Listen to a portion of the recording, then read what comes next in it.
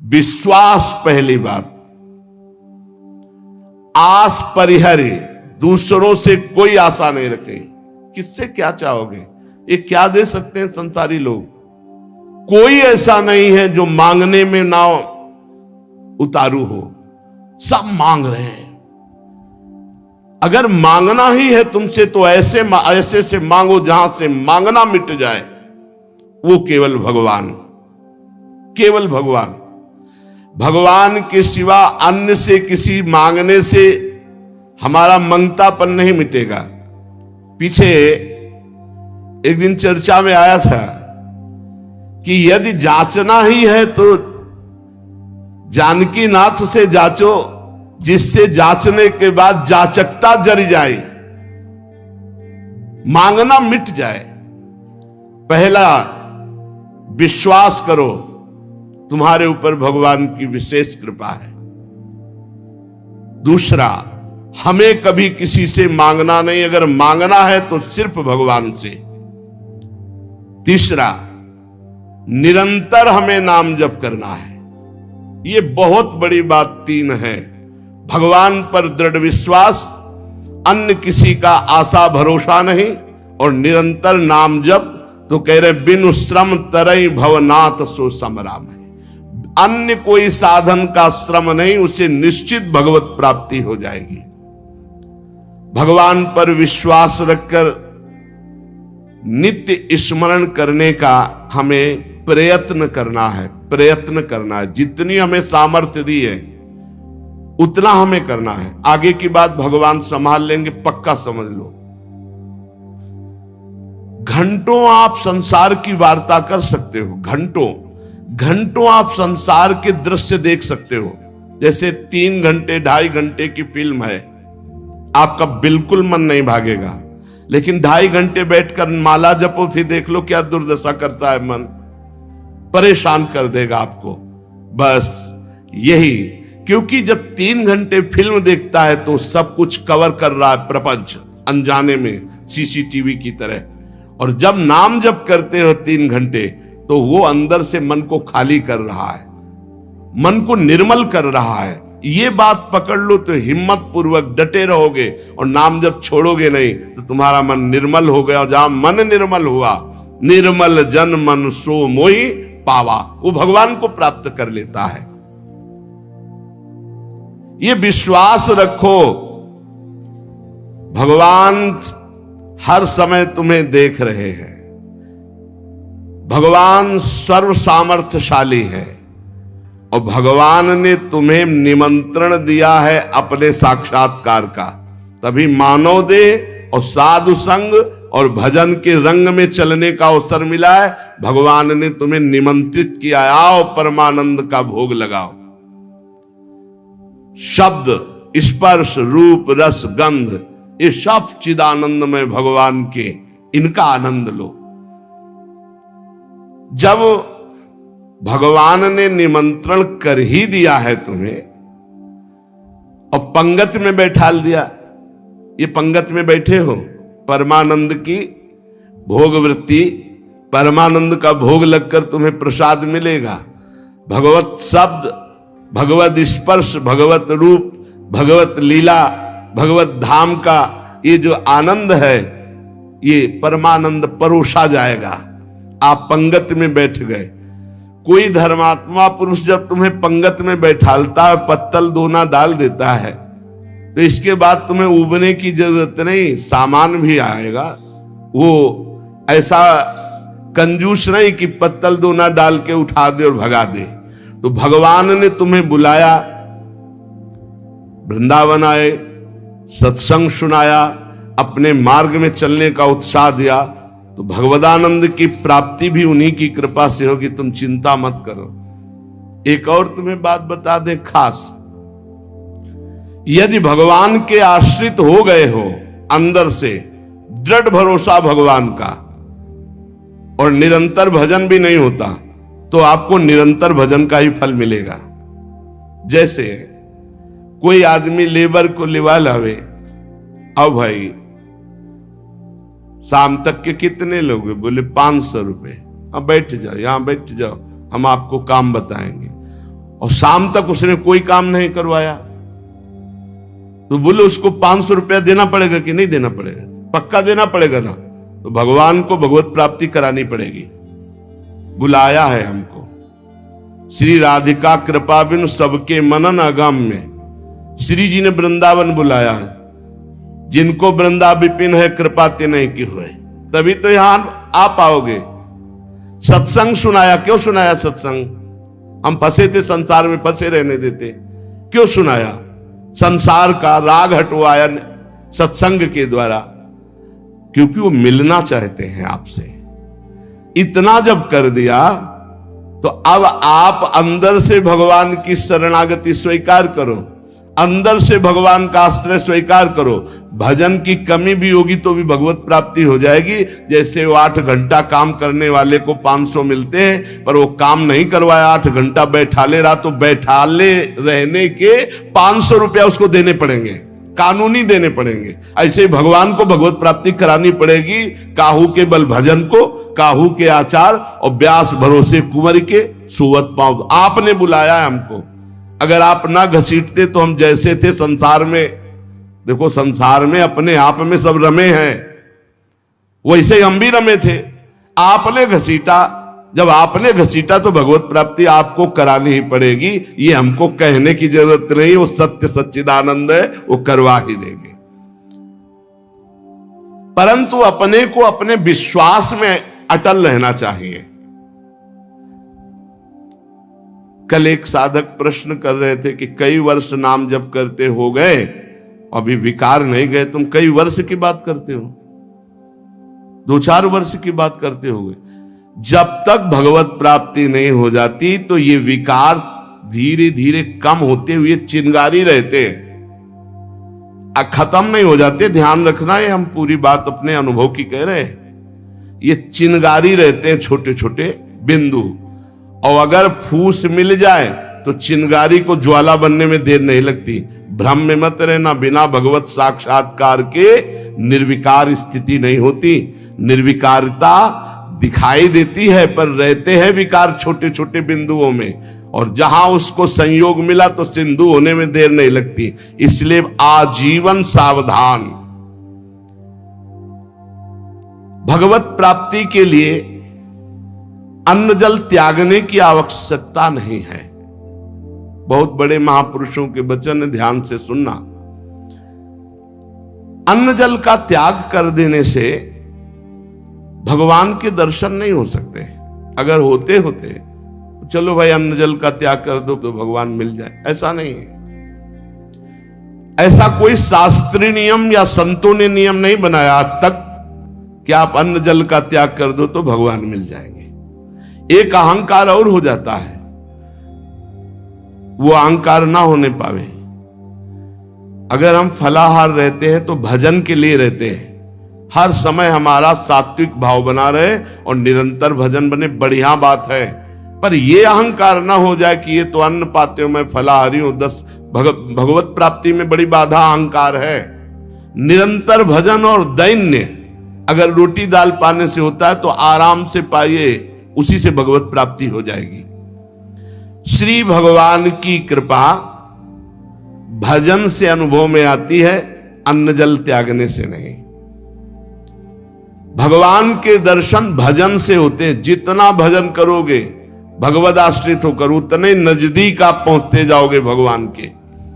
एकादश स्कंद में 9 योगेश्वर जन कहते हैं, जैसे भूखे आदमी को एक एक कवल भोजन तो तुष्टि पुष्टि क्षुधा निवृत्ति होती जाती है, ऐसे ही एक एक भजन, एक एक नाम जप संसार से वैराग्य, स्वरूप का ज्ञान और भगवान से प्रेम, ये एक एक भजन में होता जाता है। तो अब जैसे कई दिनों का भूखा है, 1 2 4 कवल पवा के रोक दो तो कुछ अनुभव नहीं होगा और भूख व्याकुल।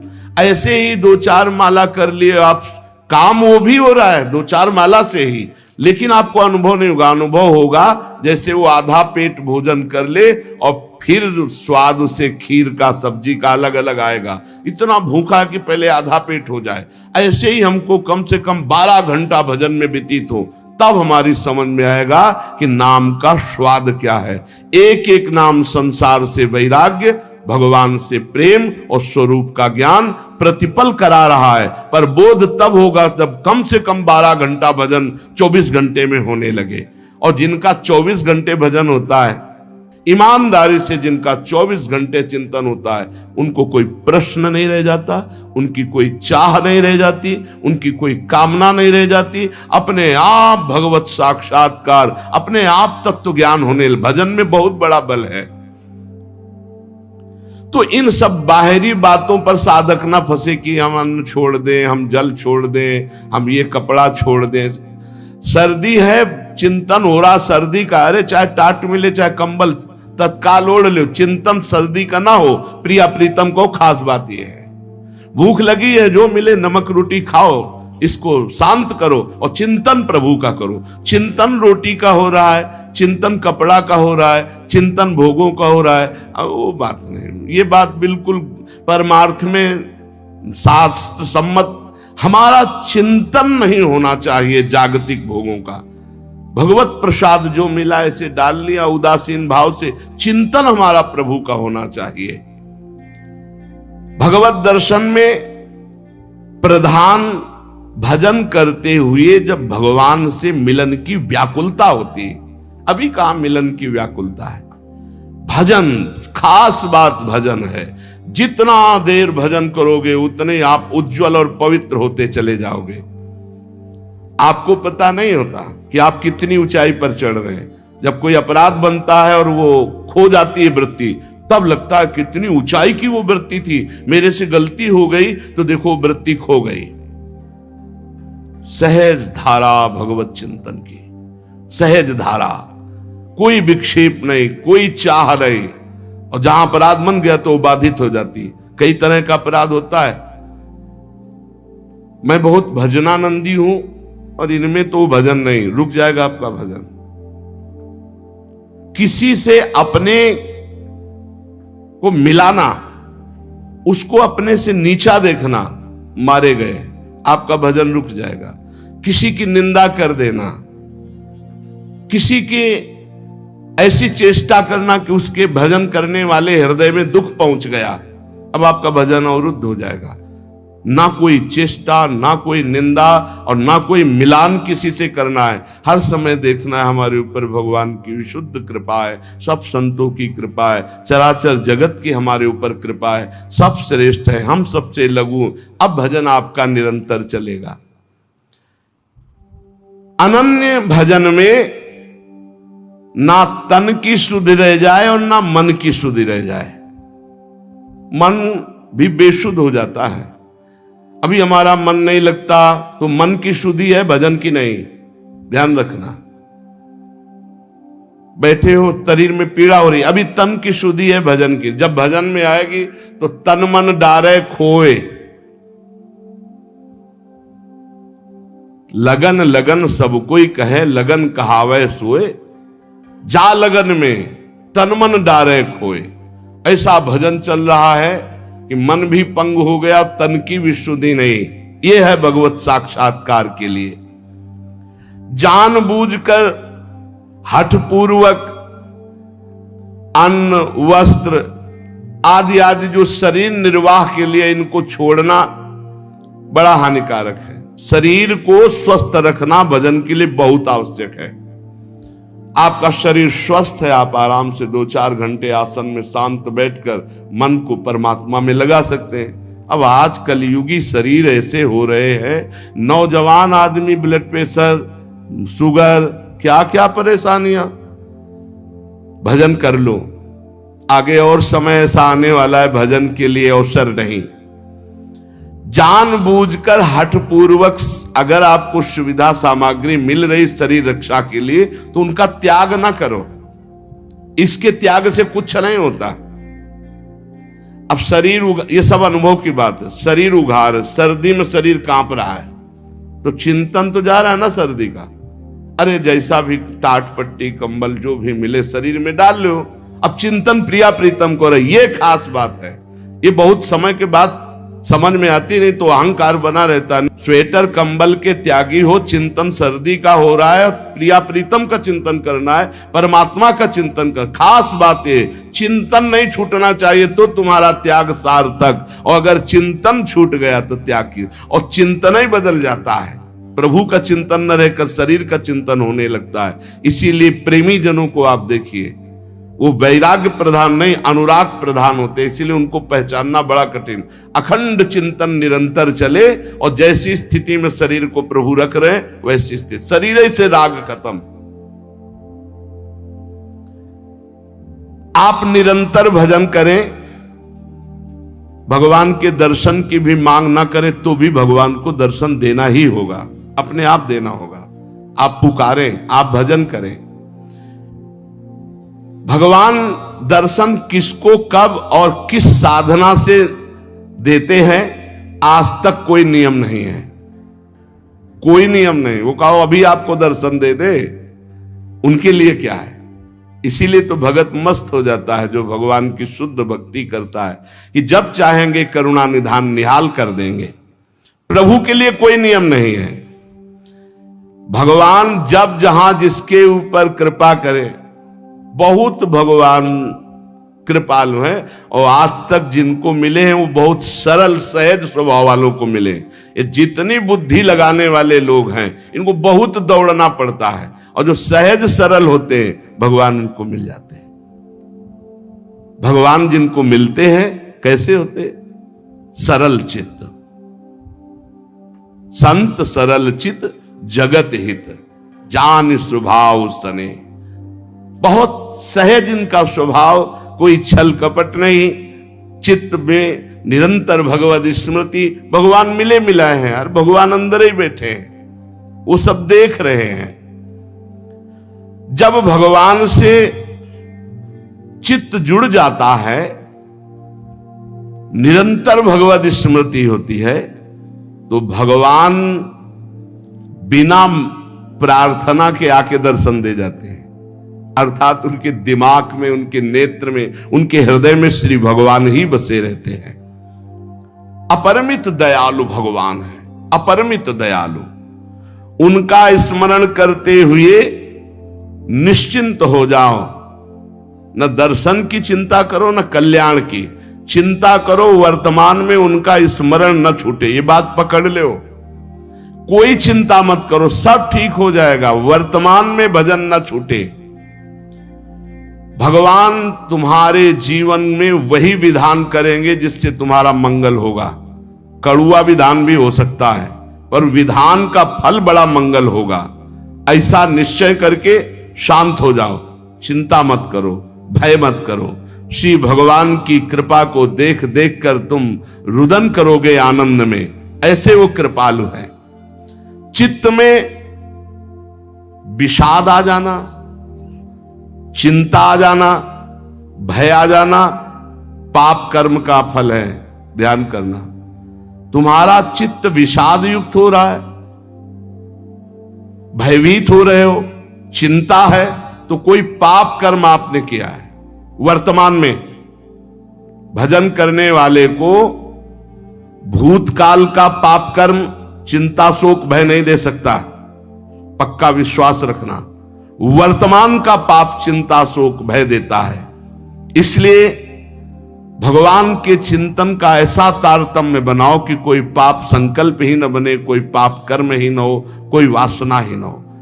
महापापाचार्य, पापाचरण करने वाला बोले नहीं, महापापाचरण करने वाला, और निर्वधि, कोई सीमा नहीं है कि कितना पाप कर, पाप में ही रहता है। असीम पाप करने वाला, निर्वधि असीम पाप करने वाला।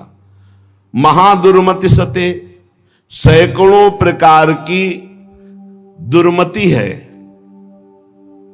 दुर्मति, कुमति, जो नाना प्रकार के असत आचरण कराती है, ये सबके अंदर रहती है दुर्मति।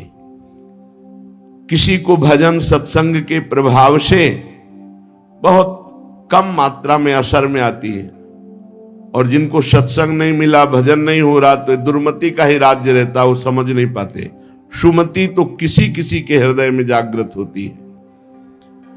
महापापाचारी है और सैकड़ों प्रकार की दुर्मति के द्वारा असत कार्य करने वाला है। और महाकाम क्रोधाद्यति परवसे दंभ वपुसी, गजब कर दिया। कामी नहीं, महाकामी है, क्रोधी है, इंद्रियों के परवश है और दंभ धारण करता है भक्ति का, नाटक करता है भक्ति का। ना सत्संग, सत्संग से भी मतलब नहीं रखता, सत्संग में भी नहीं जाता। महाधर्म विमुखे, धर्म से भी विमुख हो गया है।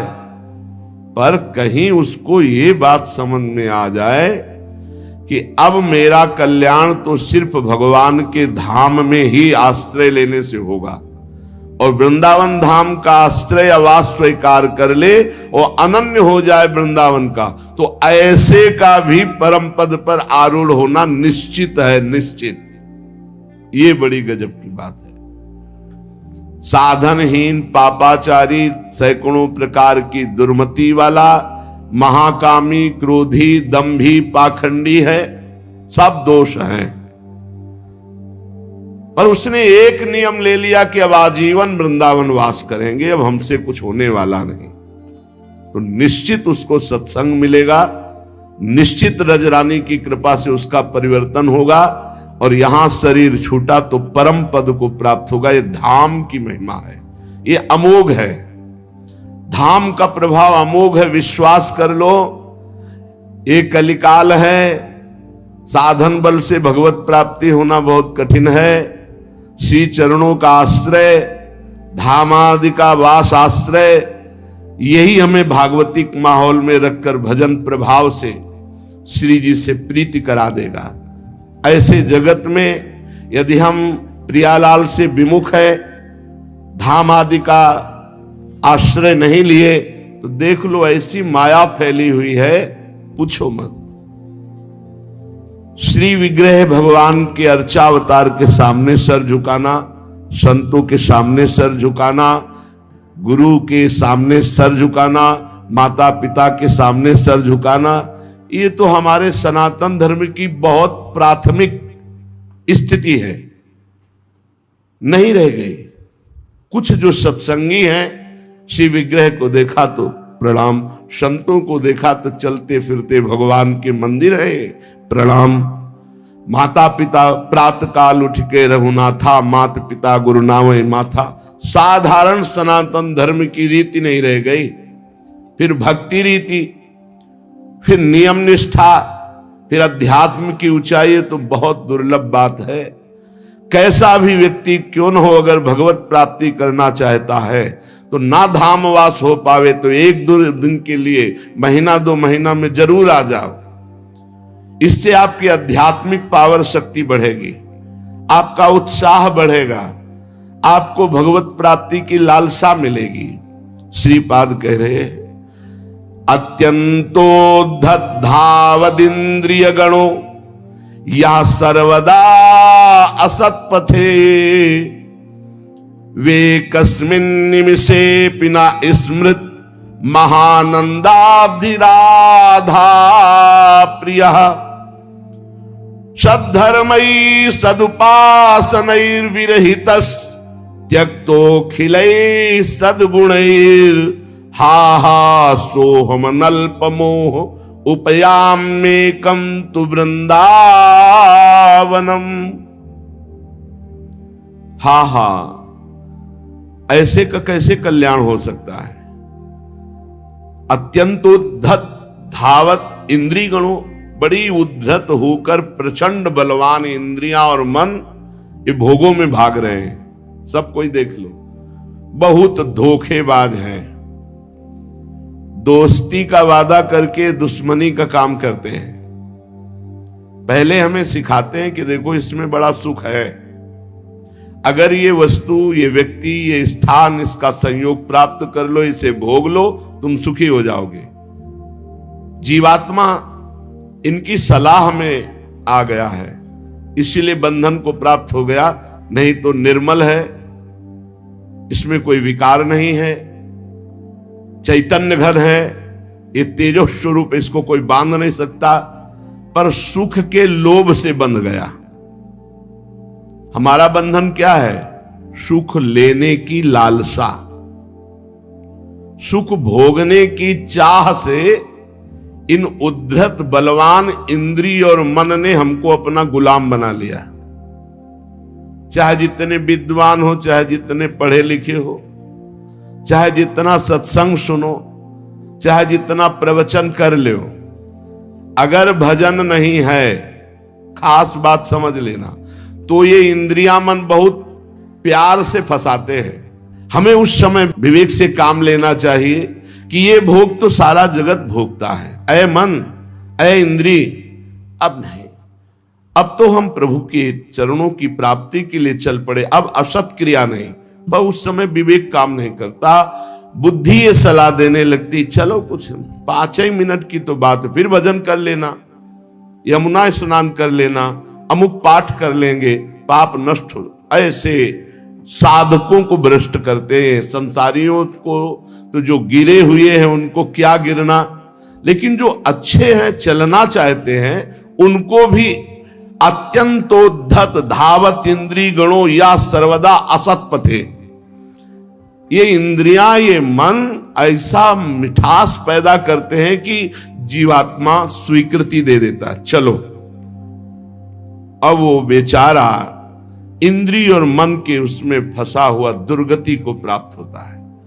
नरक आदि भोगना, जेल भोगना, ना कुछ तो अंदर जलन पैदा हो गई, अशांति, चिंता, शोक, भय। पक्का समझ लेना, जब तक ये इंद्रियां और मन सुख का प्रलोभन देकर तुमसे दस्तखत कराते रहेंगे, स्वीकृति करते रहोगे, तब तक ये बंधन मिटने वाला नहीं। श्रीपाद कह रहे, हा हा सोह मन अल्प मोहा, अर्थात बहुत बड़ा मोह हमारे अंदर है, छोटा नहीं है। क्या? हम इंद्रिय और मन की सलाह में आ जाते हैं। हम सब बड़ी सलाह बुद्धि देती है फंसने की, निकलने की सलाह नहीं देती। बहुत बार हो चुका, आपकी बार नहीं, अब नहीं, ऐसा नहीं, बार बार। इसे तृष्णा कहते हैं। भोगे हुए भोग को पुनः भोगने की इच्छा का नाम तृष्णा है। ये तृष्णा पापिनी बार बार पाप कराती है। एकस्मिन निमिषेपि ना स्मृत महानंदाब्दि राधा प्रिया। राधा प्रिय, राधा वल्लभ लाल का एक पलक झपकने के लिए भी एकाग्र होकर ये स्मरण के लिए राजी नहीं है। ध्यान देना, सोचो कि स्वाभाविक ये भजन करेंगे तो इनके बस की बात नहीं, इंद्रिय और मन की। ये स्वाभाविक विषयों में तुम्हें फंसाएंगी। एक निमिष कहते हैं पलक झपकने को। एकस्मिन निमिषेपि ना स्मृत महा आनंद राधा प्रिया। महा आनंद प्रदान करने वाले राधा रमण जी, राधा वल्लभ लाल, राधा बांके बिहारी का एक पलक झपकने के समय को भी ये प्यार से स्मरण करने के लिए राजी नहीं है। इनको जबरदस्ती भजन कराना पड़ेगा। ये जो कहते हैं मेरा भजन में मन नहीं, कोई सिद्ध हो गए क्या तुम्हारा भजन में मन लगेगा? साधक को जबरदस्ती भजन कराना है। इस जबान से राधा राधा वल्लभ सिंह हरिवंश, राधा वल्लभ सिंह हरिवंश, तो हृदय में भी प्रकाश ज्ञान का और बाहर सुख वैभव भी मिलेगा। इह परलोक सकल सुख पावत, मेरी सो भैया कृष्ण गुण संचु। सद्धर्मई सदुपासनैर विरहितस् त्यक्तो खिलई सद्गुणई। सद्धर्म का त्याग, सद उपासना का त्याग, अखिल सद्गुणों से युक्त जो महात्मा जन है उनका संग त्याग, ये महामुग्ध होकर के भोगों में लगा हुआ इंद्रिय मन एक निमिष के लिए भी राधा वल्लभ लाल के चरणों का चिंतन नहीं करता। हा हा, हाय हाय क्या होगा मेरे जीवन का। उपयाम्येकम तु वृंदावनम। अब मैंने समझ लिया कि अब मेरा एकमात्र परम कल्याण, उद्धार, मंगल सीधा वृंदावन करेगा।